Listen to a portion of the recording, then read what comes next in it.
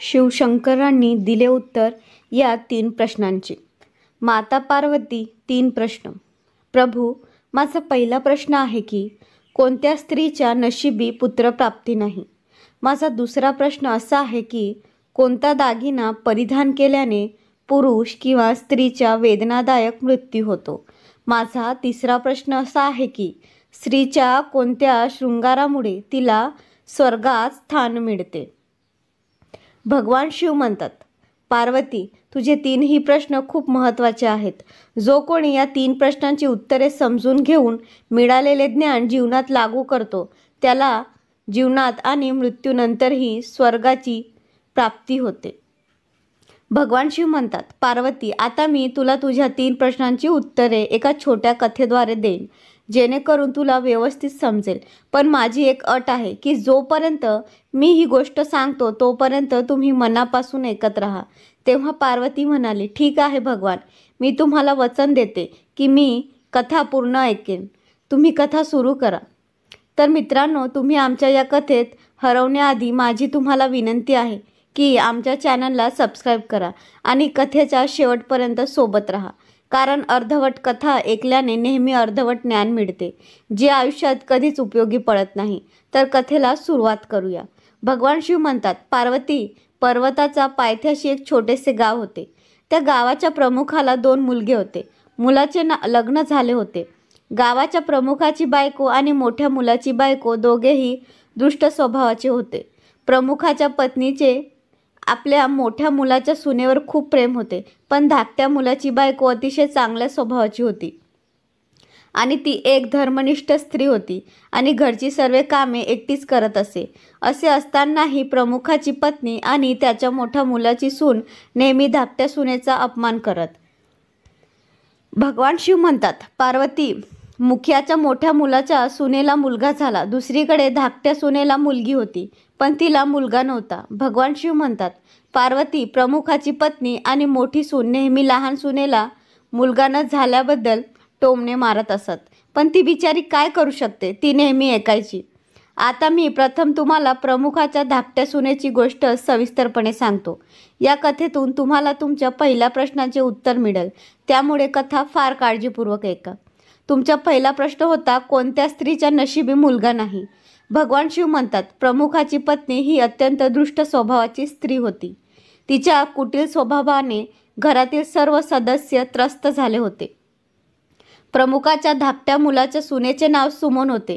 बिचारी सुमन सकाळी अंधारात अंथरुणातून उठून कामाला लागायची आणि मध्यरात्र झाली की कुठेतरी अंथरुणावर झोपायची. असे करूनही सुमन प्रमुखाच्या बायकोच्या डोळ्यात नेहमी खटकत असे. आता एके दिवशी सकाळी सुमन घर झाडू लागली. तिथं प्रमुखाची बायको आली आणि म्हणाली, तुझ्या हातात जीव नाही का? हात पटकन हलव. मी मंदिरात जात आहे. मी येईपर्यंत जेवण तयार ठेव. मी येताच जेवणार आहे आणि अन्नाचा एक दाणाही वाया जाणार नाही याची काळजी घे. देव म्हणतो, बिचारी सुमन काय म्हणेल? ती शांतपणे ऐकत राहिली आणि तिच्याशी सहमत होऊन तिने होकारार्थी मान हलवली. देव म्हणतो, पार्वती, मग घर साफ करून सुमन लगेच स्वयंपाक करू लागली. स्वयंपाक करताना ती विचार करत होती, क्षणभरही सुटकेचा श्वास घेता येत नाही आणि आमच्या सासूबाई प्रत्येक कामात दोष शोधत राहतात. त्यांचे टोमणे मारण्याची सवय कधी जाईल कुणास ठाऊक. भगवान शिव म्हणतात, पार्वती, सुमन अन्न शिजवत असताना बाहेरून दरवाजा ठोठावण्याचा आवाज आला. तर सुमनला वाटलं जेवण आताच बनवलं. सासू लवकर परतल्यासारखं वाटलं.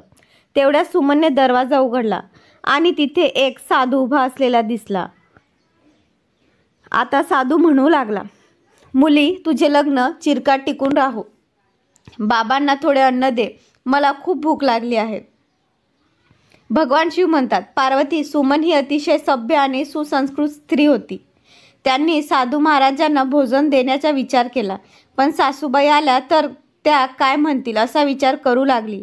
मग थोडा वेळ विचार करून तिने संन्यासीला जेवायला आत यायला सांगितले आणि त्याच वेळी सुमन मनात म्हणाली, सासूबाईंना कशाला घाबरू? सासूबाईंनी येऊन मला काय विचारले तर मी माझ्या वाट्याचे अन्न देत असल्याचे सांगेन. भगवान शिव म्हणतात, पार्वती, मग असा विचार करून सुमन भिक्षूला आत घेऊन गेली आणि अतिथी धर्माचे पालन करून लागली. साधू जेवण करत असताना सुमनच्या सासूबाई आल्या आणि घरात असलेल्या साधूला पाहून त्यांचा राग एकदम गगनाला भिडला आणि अचानक ती सुमनला म्हणाली, आपण घरामध्ये भंडारा किंवा लंगर चालत नाही, उठ भिकारी, निघ इथून. पण सुमनने तिच्या सासूला रोखण्याचा खूप प्रयत्न केला, पण त्या दृष्टसीने स्त्रीने साधूला मारून घराबाहेर हाकलून दिले, त्यांचे अन्न काढून फेकून दिले.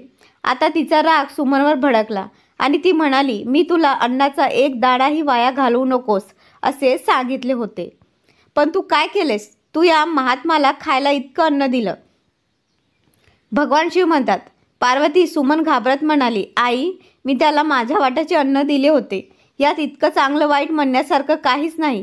पाहुणे हे देवाचे रूप आहे. प्रत्येक गृहस्थाने अतिथी धर्माचे पालन करावे. भगवान शिव म्हणतात, पार्वती, अशा प्रकारे सासू सुनेचा वाद बराच काळ चालू राहिला.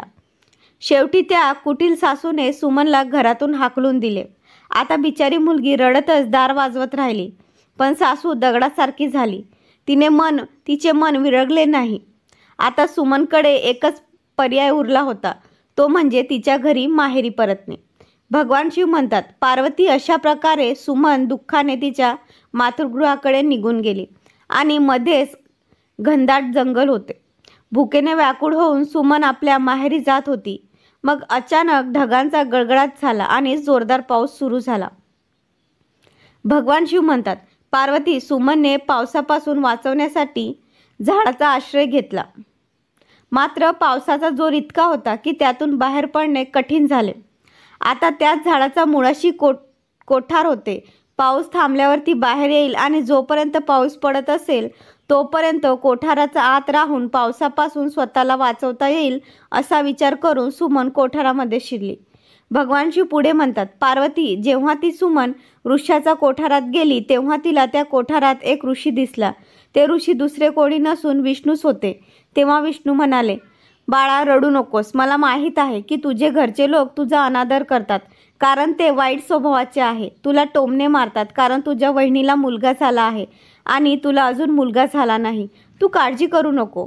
मी तुला एक कागद देतो. त्यात लिहिलेल्या उपायांचे पूर्ण भक्तिभावाने पालन कर. मग तुला पुण्यवान पुत्र प्राप्त होईल. आणि अशा प्रकारे कागद घेऊन विष्णू तिथून अदृश्य झाले. भगवान शिव म्हणतात, पार्वती, पाऊस थांबल्यावर तिचा नवरा सुमनला शोधत तिथे पोचला. त्यानंतर आई वडिलांच्या घरी जाण्याऐवजी सुमन पतीसोबत त्याच जंगलात एका झोपडीत राहू लागली. भगवान शिव म्हणतात, पार्वती, मग एके दिवशी सुमनला मुलगा होण्याचा विचार आला आणि विचार करू लागली की जर मलाही मुलगा झाला असता तर मलाही सासरच्या घरात मान मिळाला असता. आता ती मुलगी असाच विचार करत होती. तोपर्यंत तिला साधूने दिलेला कागद आठवला. सुमनने तो कागद वाचला तेव्हा त्यात लिहिले होते की मुलगा होण्यासाठी स्त्रीने नेहमी रात्री पुरुषाच्या डाव्या बाजूला झोपावे. उजव्या बाजूला झोपल्याने उजव्या अनुनासिक स्वर क्रियाशील होतो.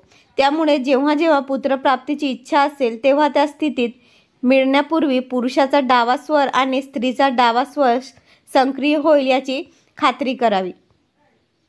त्यावेळी गर्भधारणा करावी. असे केल्याने नक्कीच मुलगा होईल आणि या उलट अनुसानिक स्वर सक्रिय झाले तर मुलगी जन्माला येते. कागदात पुढे असे लिहिले होते की मासिक पाळी सुरू होण्याच्या पहिल्या 4 दिवसात एकरूप होऊन पुरुष असंभ्य होतो. 5व्या रात्री मिलनाने मुलगी जन्माला येते. 6व्या रात्री मिलनाने मुलगा जन्माला येतो. 7व्या रात्री संगमताने मुलगी जन्माला येते. 8व्या रात्री मिलनातून मुलगा जन्माला येतो. 9व्या रात्रीच्या मिलनातून मुलगी जन्माला येते. 10व्या रात्री मिलनातून मुलगा जन्माला येतो. 11व्या रात्रीच्या मिलनातून सुंदर आणि सुशील आचरणातील मुलगी जन्माला येते. 12व्या रात्रीच्या मिलनातून उदांत आणि सद्गुणी मुलाला जन्म मिळतो. 13व्या रात्रीच्या मिलनातून संपन्न कन्येचा जन्म होतो आणि 14व्या रात्रीच्या मिलनातून सद्गुणी आणि बलवान पुत्र होतो. 15व्या रात्रीच्या मिलनातून लक्ष्मी स्वरूपात कन्येला जन्म मिळतो. 16व्या रात्री सर्व गुण संपन्न पुत्ररत्न प्राप्त होतं.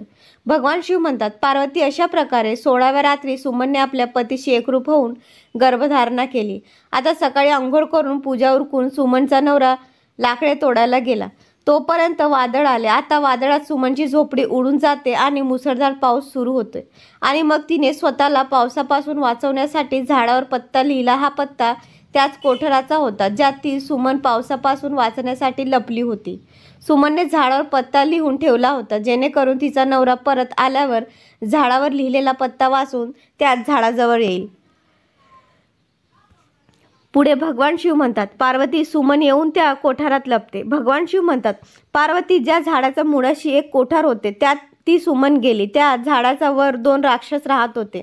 एकीकडे पावसापासून स्वतःला वाचवण्यासाठी सुमन त्या कोठारात लपून बसली होती आणि दुसरीकडे त्या दोघीही राक्षसी पावसाने हैराण होऊन झाडाकडे येत होत्या. तेवढ्यात एक राक्षसी स्त्री त्या झाडाजवळ आली आणि म्हणाली, आता मी चालू शकत नाही. आता मला सुवर्ण बेटावर जावेसे वाटू लागले आहे. तर दुसरा राक्षस म्हणाला, यात कोणती मोठी गोष्ट आहे. हे झाड आता आपल्याला उडवून सोन्याचे बेट असलेल्या ठिकाणी घेऊन जाईल. मग दोघेही राक्षसी झाडाच्या फांदीवर बसले आणि झाड अचानक उडू लागले. दुसरीकडे थकलेली सुमन कोठारात लपून बसली होती. कोठारात शिरताच सुमन झोपी गेली. मात्र झाड उडण्याच्या आवाजाने सुमनला जाग आली आणि झाड उडताना पाहून सुमन घाबरली. मग सुमनने कोठाराच्या बाहेर डोकावले तेव्हा तिला झाडाच्या फांदीवर 2 राक्षस बसलेले दिसले. शेवटी सुमनने परिस्थितीशी तडजोड केली आणि आता जे होईल ते चांगलंच होईल असा विचार केला. आणि मग काही वेळ उड्डाण करून ते झाड एका सोन्याच्या बेटावर पोहोचलं आणि उतरलं. दुसरीकडे दोन्ही राक्षसांना भूक लागली होती. त्यामुळे दोघेही राक्षसां शोधात बाहेर पडले. भगवान शिव म्हणतात, पार्वती ते 2 राक्षस निघून गेल्यावर ती सुमन कोठारातून बाहेर आली आणि तिने सुटकेचा निश्वास सोडला. आता सुवर्ण बेटावर पसरलेली वाळू पाहता सुमनला अचानक ही वाळू चमकत असल्याचं आश्चर्य वाटलं. आणि मग सुमनने हातात ती वाळू उचलली तेव्हा ती अचानक ओरडू लागली, अरे ही तर सोन्याची वाळू आहे. आणि मग सुमनने तिच्या पदरात जमेल तेवढी वाळू बांधली आणि ती पुन्हा शांतपणे त्याच कोठारात शिरली. भगवान शिव म्हणतात, पार्वती सुमन पुन्हा कोठारात गेली. दुसरीकडे दोन्ही राक्षस पुन्हा झाडाजवळ आले आणि एकमेकांना म्हणू लागले, आज पोटभर जेवण करून पूर्ण तृप्त झालो आहोत. आता आपण जिथून आलो तिथे परत जाऊया. आणि मग थोड्याच वेळात ते झाड जिथून उडून गेले होते त्याच ठिकाणी परत गेले. भगवान शिव म्हणतात, पार्वती तोपर्यंत सुमन त्याच कोठारात लपून राहिली. त्यानंतर काही कारणाने ते राक्षस झाडावरून उतरून बाहेर गेले आणि दोन्ही राक्षस त्या झाडातून बाहेर पडतात सुमन सोन्याची वाळू घेऊन कोठाराच्या बाहेर आली आणि मनात विचार करू लागली की एवढे सोने पाहून माझ्या सासूबाईंना आनंद होईल आणि मी आता घरी परत जाईन. माझ्या सासऱ्यांना आणि मी माझ्या सासूला इतकं सोनं देईन मग ती कधीच माझा द्वेष करणार नाही आणि माझ्यावर कायम प्रेम करेल. भगवान शिव म्हणतात, पार्वती इथे सुमन असाच विचार करत होती. तोपर्यंत सुमनचा नवरा सुमनच्या शोधात त्याच कोठाराच्या दिशेने येतो आणि मग सुमनने तिच्या नवऱ्याला सगळ्या प्रकार सांगितला आणि ती तिच्या पतीसोबत घरी जाते. घरी सुमन तिच्या सासूला म्हणते, सासू बघा मी तुझ्यासाठी काय आणले आहे. आणि मग असे म्हणत सुमन घरात शिरली आणि तिने सर्व सोने तिच्या सासूला दिले. तिला सोनं कसं मिळालं त्याची संपूर्ण घटना ती तिच्या सासूला सांगते. भगवान शिव म्हणतात, पार्वती सोने घेतल्यावर सुमनला अचानक राग आला आणि ती म्हणाली, तू खूप कमी सोने आणले आहेस. जे सोने होते ते तू सर्व आणायला हवे होते. मग सासूबाईचे म्हणणे ऐकून सुमन म्हणू लागली, आई एवढे सोने आपल्या 3-4 पिढ्यांसाठी पुरेसे आहे. तर सासू म्हणू लागली, मूर्ख, सोने कधीही पुरेसे नसते. ते जितके जास्त तितके कमी. आता मी जाऊन बघ किती सोने घेऊन येते. पुढे भगवान शिव म्हणतात, पार्वती सुमनने तिच्या सासूला खूप समजावले पण त्या लोभीदृष्ट स्त्रीला एकही गोष्ट समजली नाही. सुमनने सांगितलेली एकही गोष्ट तिने ऐकली नाही आणि जाऊन त्या झाडाच्या कोठारात जाऊन बसली. दुसरीकडे ती राक्षसी झाडावर येताच झाड अचानक उडू लागले. इकडे झाड उडत होते. दुसरीकडे सुमनच्या त्या सासूच्या मनात खूप आनंद होत होता की आज मी एकाच वेळी खूप सोने गोळा करेन. भगवान शिव म्हणतात, पार्वती इथे सुमनची सासू मनातल्या मनात आनंद करत होती. त्याचवेळी एक राक्षस म्हणू लागली, आज सोन्याच्या बेटावर जायचं नाही तर मत्स्य बेटाकडे जाऊ. आज मला मासे खावेसे वाटत आहे. आणि मग राक्षसांनी मासे खाण्याचे ठरवताच ते झाड मत्स्यद्वीपकडे उडून गेले. भगवान शिव म्हणतात, पार्वती राक्षसांचे बोलणे ऐकून कोठारात बसलेल्या लोभी स्त्रीला स्वतःवर नियंत्रण ठेवता आले नाही आणि अचानक म्हणू लागली, तू सोन्याच्या बेटावर का जात नाही? मत्स्यद्वीपला जाऊ नका, सोन्याच्या बेटावर चला. आता त्या लोभी बाईने असा आवाज काढताच त्या राक्षसांच्या लक्षात आले की या झाडाच्या कोठारात कोणीतरी नक्कीच लपले आहे आणि दोन्ही राक्षसांनी त्या लोभी स्त्रीला पाहताच तिला लगेच उचलून झाडावरून खाली फेकून दिले आणि ती जमिनीवर पडताच त्या लोभी स्त्रीला आपला जीव गमवावा लागला. आता जेव्हा प्रमुखाला ही माहिती मिळाली की त्याची पत्नी मरण पावली आहे, तेव्हा प्रमुख ताबडतोब आपल्या धाकट्या मुलाच्या सुनेकडे म्हणजेच सुमनकडे जातो आणि तिला म्हणतो, मुली, मी तिला असे काही करू नकोस असे आधीच सांगितले होते. अतिलोभी नसावे आणि सून मुलीसारखे असतात, त्यांच्यावर प्रेम केले पाहिजे. पण मी काय करू, तिने माझे एकही शब्द ऐकले नाही आणि आज तिला तिच्या कृतीचे फळ भोगावे लागले आहे. पुढे भगवान शिव म्हणतात, पार्वती दुसरीकडे सुमन तिच्या पतीसोबत आनंदाने राहू लागली. नंतर जसा वेळ निघून गेला तसा सुमनला एक अतिशय हुशार मुलगा झाला. मग सुमनला आपल्या मुलाला तिच्या मांडीवर खेळताना आनंदाची सीमा राहिली नाही आणि तिने पुन्हा विष्णू आणि लक्ष्मीचे मनापासून आभार मानले. दुसरीकडे प्रमुखाच्या मोठ्या मुलाची सून, जी नेहमी सुमनला मुलगी झाल्याबद्दल टोमणे मारायची, जेव्हा सुमनला मुलगा झाला आणि पैसेही मिळाले तेव्हा तिची बोलती बंद झाली. दुसरीकडे प्रमुखाचा मोठा मुलगा आणि सुमन गरिबीत दिवस घालवू लागले. म्हणून प्रमुखाची मोठी सून जाते आणि सुमनसमोर हात जोडून तिच्या चुकीबद्दल माफी मागते. सुमन ही एक अतिशय दयाळू स्त्री होती. ती तिच्या जाऊबाईला माफ करते आणि तिने आणलेले अर्धे सोने तिच्या जाऊला देते आणि अशा प्रकारे प्रमुख आपल्या धाकट्या सुनेची खूप प्रशंसा करतो आणि मग त्या प्रमुखांचे संपूर्ण कुटुंब मोठ्या प्रेमाने जीवन जगू लागते. भगवान शिव म्हणतात, पार्वती हळूहळू वेळ आनंदाने जाऊ लागला. प्रमुखाच्या मोठ्या सुनेला जन्मलेला मुलगा वाईट गुणांचा होता, म्हणून त्याने सर्व सोने वाईट गुणामध्ये वाया घालवले. आणि दुसरीकडे सुमनला झालेला मुलगा खूप हुशार होता. त्याने आयुष्यात एवढी प्रगती केली की त्याच्या आईवडिलांचा अभिमान वाढला आणि मग सुमन आणि त्याच्या वहिनींनी आपले आयुष्य भरपूर जगले. तेव्हा मृत्यूच्या पश्चात सुमनला स्वर्ग प्राप्त झाला आणि तिच्या वहिनीला नरकस्थान मिळाले. भगवान शिव म्हणतात, पार्वती, तुझा पहिला प्रश्न असा होता की कोणत्या स्त्रीच्या नशिबात पुत्र प्राप्ती नाही. तेव्हा समजून घ्या, जे विष्णूने सांगितलेल्या नियमांच्या विरुद्ध गोष्टी करतात त्यांना पुत्रप्राप्ती नशिबी नसते. म्हणून ज्या बंधू भगिनींना मुलगा किंवा मुलगी व्हावी अशी वाटते त्यांनी ही कथा पुन्हा पुन्हा काळजीपूर्वक ऐका आणि त्यांच्या इच्छेनुसार संतान प्राप्त करा. आता भगवान शिव म्हणतात, पार्वती, तुझा दुसरा प्रश्न होता की कोणता रत्न धारण केल्याने पुरुष किंवा स्त्रीचा वेदनादायक मृत्यू होतो. तर समजून घ्या की हा लोभाच्या रूपातील एक रत्न आहे जो प्रमुखाच्या पत्नीने परिधान केला होता आणि भरपूर सोने आणण्याच्या लोभापोटी कोठारात प्रवेश केला आणि राक्षसांनी खाली फेकल्यामुळे प्रमुखाच्या पत्नीचा वेदनादायक मृत्यू झाला. त्यामुळे लोभाचा दागिना कधीही घालू नये. भगवान शिव म्हणतात, पार्वती, आता तुझा तिसरा प्रश्न होता की कोणत्या शृंगारामुळे स्त्रीला स्वर्गात स्थान मिळते. चारित्र्यवान आणि प्रतिभक्ती असलेली स्त्री तिच्या मृत्यूनंतर स्वर्गात जाते.